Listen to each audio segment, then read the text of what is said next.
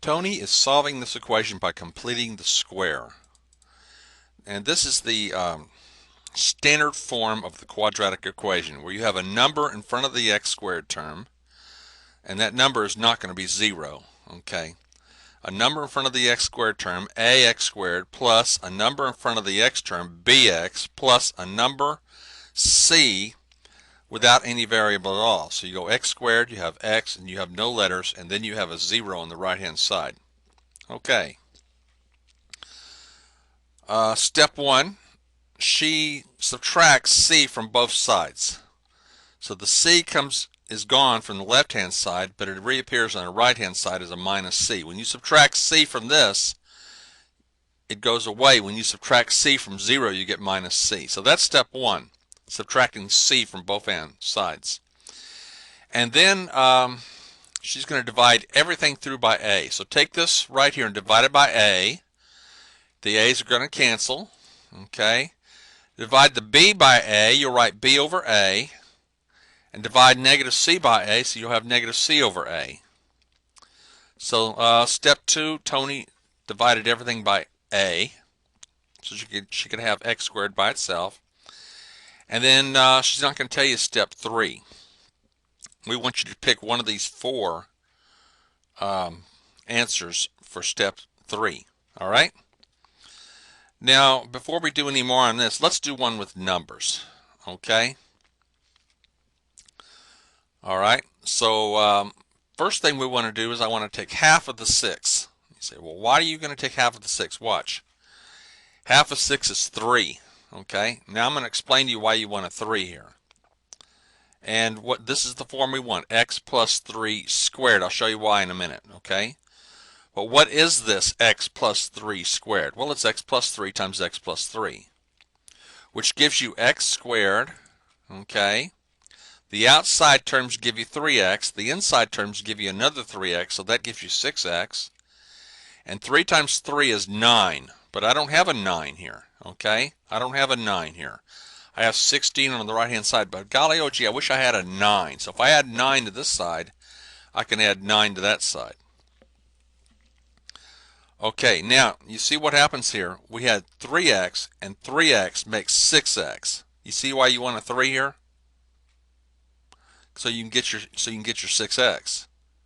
Your inside terms 3x, your outside terms 3x makes 6x. So your step 1 is to take half of that 6 and write 3. And then what do I do to get this 9 right here? Remember it's 9?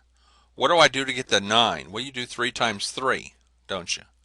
So go back to your first step. What you're going to do is you're going to write 3 down there. And in order to get the 9, you're going to square the 3.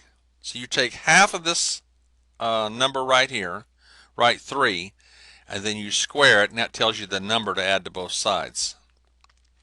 Now, why would you want all this? So you could write x squared plus 6x as what? X plus 3 squared. Okay, because if you add 9 to both sides, you can write x plus 3 squared, and on the right-hand side, you're going to write 16 plus 9, which is 25. So now that I have x plus 3 squared, I could write x plus 3 equals the square root of 25, or the opposite of the square root of 25. Okay? So you're going to take the radical on 25, square root of 25, and write 5. And then the opposite of the square root of 25, the opposite of the 5. Okay? So x plus 3 equals 5, or x plus 3 is minus 5. Then I can subtract 3 from both sides. You'll get x is 2. Here, take away 3 here. You're going to get x. Okay? And negative 5 and negative 3 makes negative 8. So this is a pretty nice little way to solve this thing. And I started off by taking half of the 6, is 3, and squaring the 3 and writing 9. Okay? Half of the number in front of the x is 3. Square that, write 9. Let's do another example like this. Half of 8 is what? 4. Okay? So this is what I want to have. If you write x plus 4 times x plus 4, you'll get x squared. You'll get your 8x. And then you square the 4 and get what? Remember, you square the 4 and get what? So we're going to add 16 to the left side and the right side. So then I can rewrite this as x plus 4 squared. The right side is equal to 48. Then what do? I take the square root of both sides. X plus 4 equals the square root of 48, or its opposite. The opposite of the square root of 48. Then we'll subtract 4 from this side and this side. So x equals negative 4 plus square root of 48. If I take away 4 from this, that 4 goes away. Take away 4 from this, you have negative 4 minus the square root of 48. Okay? Remember a while ago we got, on the other example, it was plus 5 or minus 5. Then you take away the 3. 5 minus 3 is 2. And negative 5 minus 3 is negative 8. Okay, negative 8. We're doing the same thing down here. We're taking away 4 from here. Subtract 4 from this. Okay. Subtract 4 from right here. Subtract the 4 right there. So you end up at negative 4 plus the square root of 48, or negative 4 minus the square root of 48. What's the square root of 48 stuff here? What is that? That's 16 times 3 is 48, isn't it?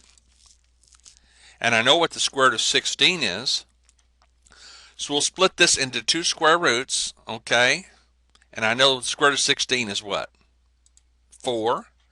So this 48 becomes 4 the square root of 3. So I'll have negative 4 plus, and in place of the 48, I'll write that. I'll write this. On this one, I have negative 4 minus, and the square root of 48 is written this way. So you see, we've solved it for x. In both cases, I cut the 8 in half, and then I squared that 4. Let's go back to our case right here. We subtract c. Remember that was step 1? That was step 1. Step 2 is to divide everything by a. So divide this by a, divide that by a, and divide this by a. The a over a cancels, leaves you x squared. You have b over ax equals negative c over a. All right. And then what are we going to do next? We're going to take half of this. Now, if you take half of this, you're going to have a 1 on the top and a 2 on the bottom, aren't you? Take half of this, you'll have 1 times b, and you'll have a 2 on the bottom. 1 over 2, 2a. So that's what I want to have. Okay? This is what I want to have. Remember how we took the 6 and took half of it and got 3? That's what we're doing right now. We take 1/2 times b over a. 1 times b is b. 2 times a is 2a. That's taking half of b over a. And then I square that, don't I? Don't I square that? So how do you square that? You square b, you'll get b squared. Square 2a, you'll get 4a squared. We're going to square this on both sides. Okay, we're going to add it to both sides, squaring it. Okay. And we'll square that.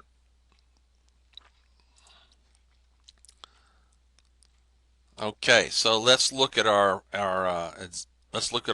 choices now. Which one has b over 2a squared?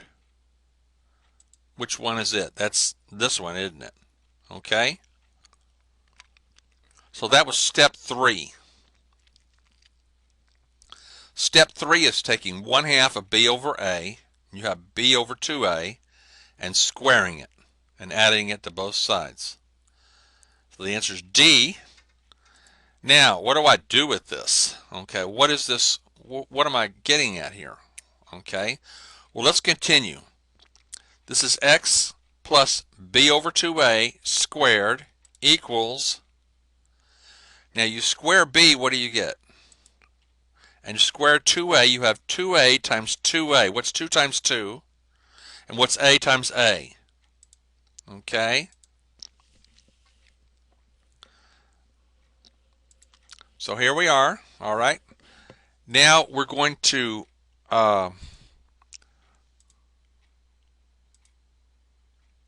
copy it down. Okay. Copy it down.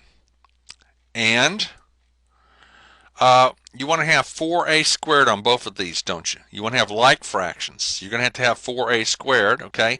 You got your b squared over 4a squared. You'll have b squared here.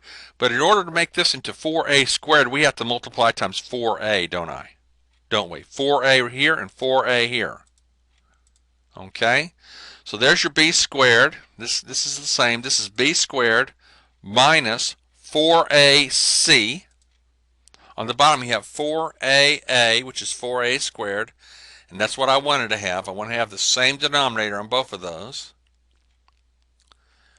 Okay, so I can write this. This equals b squared minus 4ac over 4a squared. Okay, we're getting to a point now. Just bear with us a little bit, okay? We're going to solve this for x here. So the next thing we're going to do, take the square root of this. The square will go away. You're going to have plus or minus the square root of all this.